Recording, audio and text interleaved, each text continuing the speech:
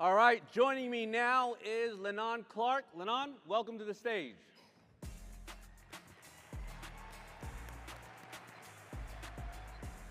How are you? Thank you so much. Thank you so much. All right, so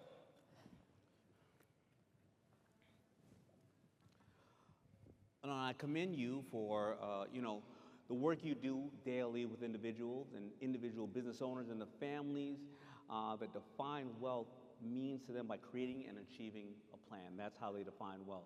And I remember growing up and thinking, man, we got it made. We cool, because a lot of my friends didn't have a warm home and a bed to sleep in, and then I realized that things were a little harder than I thought. Then all of a sudden I would grow FUBU, and a lot of people don't realize that I shared a little bit of it. I almost went bankrupt 2 times when I was broke, and 1 time after I had a lot of money.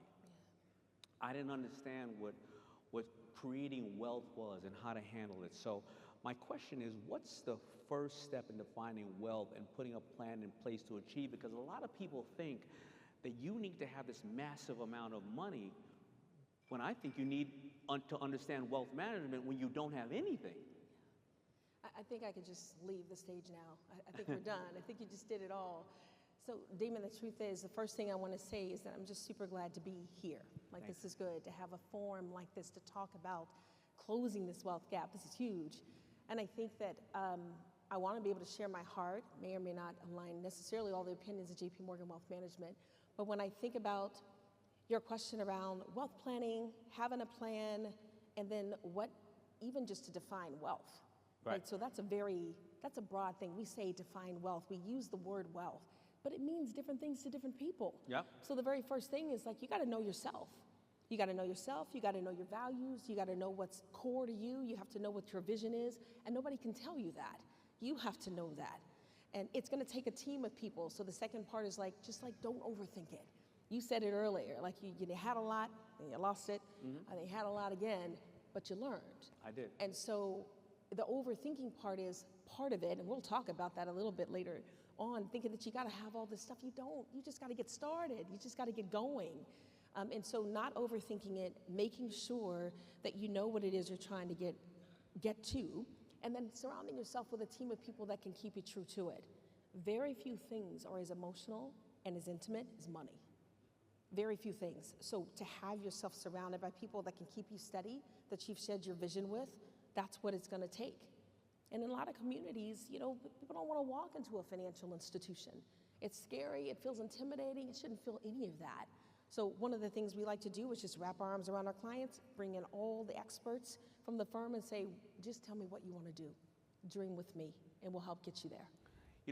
So I thought the bank was owned by the government, so I would go to the check cashing place right next door. I would pay for my checks to get cash. I pay a percentage where it's free, and if you have an account someplace, of course, the JPMorgan Chase. Then I'd pay for my checks, my money orders. I would be giving away 10% of my annual salary just to a check cashing place to do exactly what the bank did for free. That's right. And when you say a lot of people, wealth is different to them, people don't realize. Some people say, I want to leave something for my kids. Some people say, I want to travel, or I want to only work 6 months out of the year. Some people say, I want to have a nest egg in case of a medical instance or something else. And some people say, I want to give it all away to those in need, that like I was. So it's a whole bunch of different targets.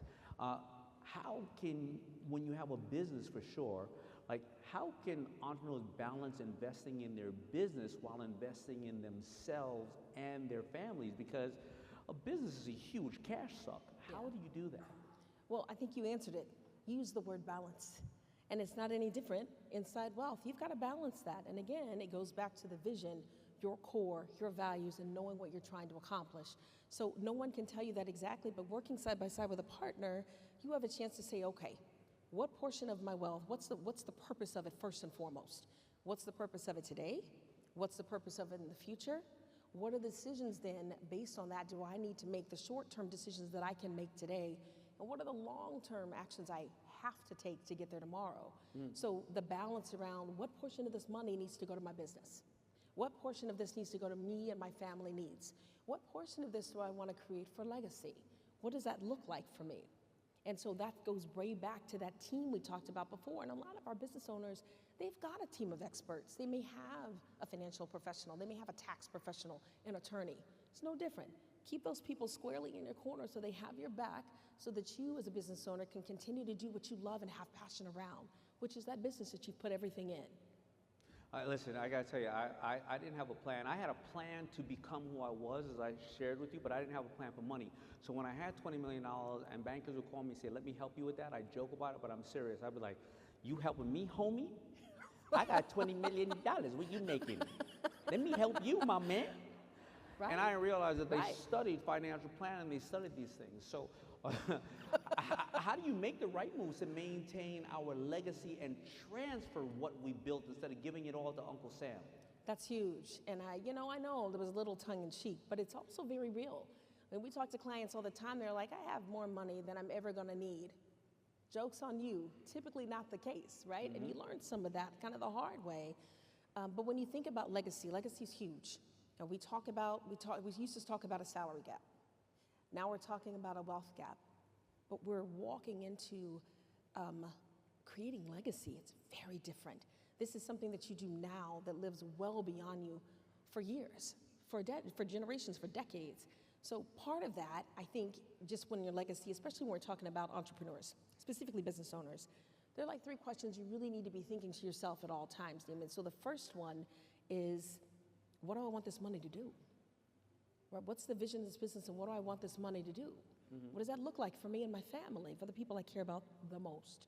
The second question then, once you understand what the vision is and what the purpose is, then the second question has to be, well, am I gonna leave my business to one of my kids? Mm-hmm. Do the kids even want it? Do they even want it? Because we've got business owners that are always, they've been planning for years. Since little one had a social security number, I'm gonna leave this to my son. I'm gonna leave this to my daughter. Well, Junior and Little Miss get to about 17, 18, 21, 23, they're like, yeah, I won't do that. And then the business owner has no plan. There's no backup plan. So making sure you've got plan A and then plan B. And then the third thing is, okay, you know the vision, you know what it's meant to do and the purpose, you know where it's gonna go or not gonna go. Well, did you take the time to get the plan and the documents in place to actually transfer it? Because if you don't, Uncle Sam comes to collect, he's right there ready. Oh yeah. And then moving to your family and trying to transition it is not easy. It's not smooth. It's such a heartache for your family. Let me ask you something, because you've shared a lot up here already. Can you share more of what a JPMorgan Wealth Management is doing to help educate and empower business owners, besides, of course, sponsoring Black Entrepreneurs Day? But what more are you doing and to help grow communities and the individual's wealth in the community? Please just share I know there's a ton. Just share a couple of those things with us. So we talked a little bit, Daymond, earlier about just kind of like that team of people who are experts. We know that the people we work with, they're experts in what it is they do. But what we find is that people are so busy working on their lives or on their businesses, or in them rather, that they don't take the time to step away to work on them. Mm-hmm. That's where we come in. So we want to kind of swoop in and say, no, you're really excellent at what you do. I want you to go do that.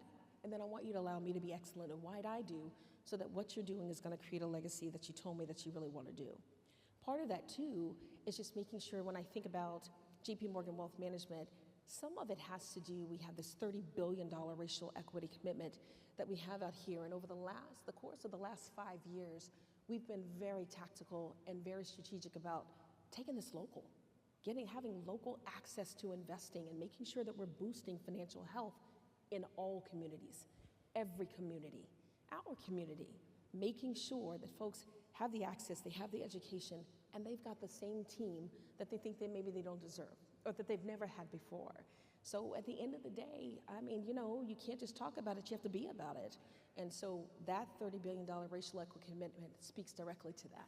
Well, it's been an honor. I pop into a lot of the branches because we do a lot of work together. I see amazing people from mom and pop. Out of the 30 million small businesses in this country, 22 or 23 million of them are one-man mom and pop operations. Right. The barber, the hairstylist, the plumber, the HVAC person. So it's been an honor working with you. Thank you for the education. I'm sure that more people are going to want to find out more about how to build legacy wealth starting today. So please give it up for Lennon. Thank you again.